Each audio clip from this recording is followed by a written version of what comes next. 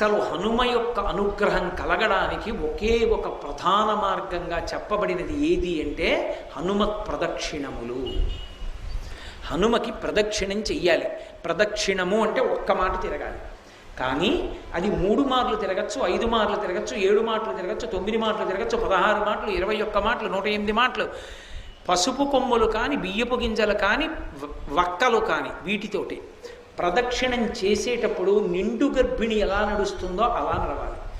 ప్రదక్షిణం చేస్తున్నంతసేపు కూడా ఒక శ్లోకమే చెప్పాలి. రామనామ భజన చేస్తూ కూడా ప్రదక్షిణం చెయ్యకూడదు. హనుమత్ ప్రదక్షిణం చేసేటప్పుడు చెప్పవలసిన శ్లోకం ఏమిటో పరాశర సంహిత చెప్పింది.